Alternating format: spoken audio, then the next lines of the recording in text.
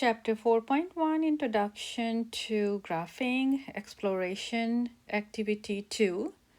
And in this case, you're going to graph each polynomial.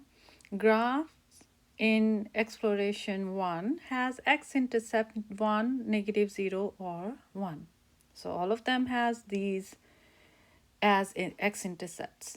We already used this in exploration 1 that we solved that by putting it equal to 0 and solve it. So I'm just rewriting the same thing where I got x equals 0, x equals 1, and x equals -1. Again, they are called x-intercept or zeros. You can get these values by graphing and through the algebra like that. Next one was this one equals 0. So GCF I'm going to take out is -x this time. So whenever you take negative outside, inside of the function you have the opposite sign. So this become positive and this become negative. So you got here is x squared minus 1. Put them equal to 0, 1 by 1 after you factor it completely. So we're going to have negative x equals 0 and x plus 1 equals 0.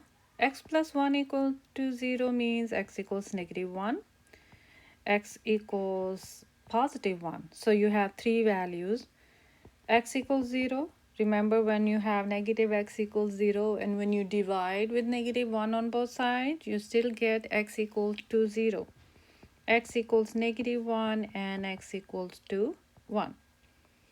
Next is same thing when you put that equal to 0. So you're going to get x to the power 4 equals -1. Cancel the 1.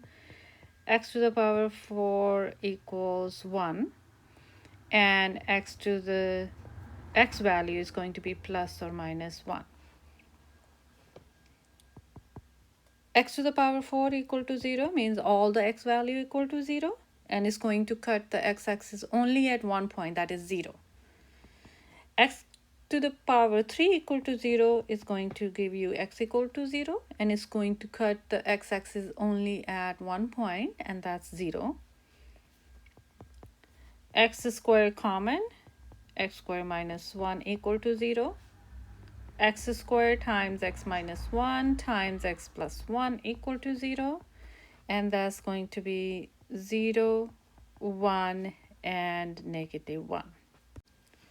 So what are some common characteristics of the graphs of cubic and quartic polynomial functions?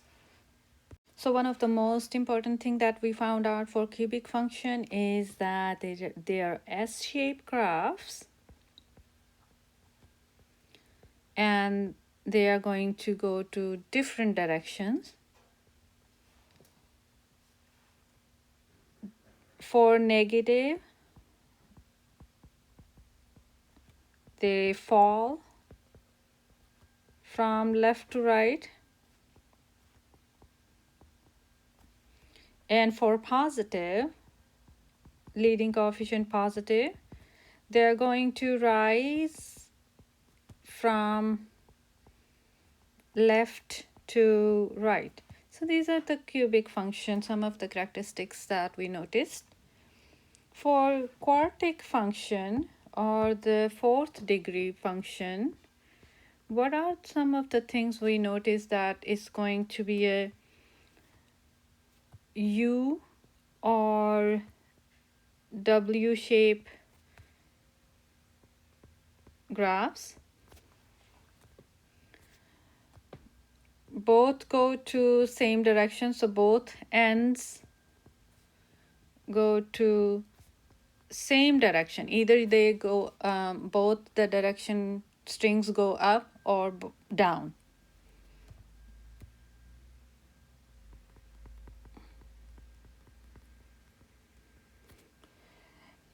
And if it's positive, they open up. For negative,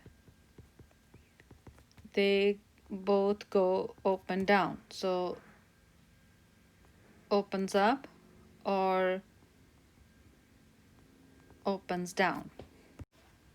Determine whether each statement is true or false. Justify your answer. When the graph of a cubic polynomial function rises to the left, it falls to the right. Yes, so it falls to the right. So they're talking about this type of a graph. On the left side is rising, on the right side is falling. So that's true. Whenever it's rise on the left side, it's going to fall on the right side. So that's going to be true. Next is when the graph of a quartic polynomial function fall to the left, it rise to the right. That's going to be, seems like that's going to be false.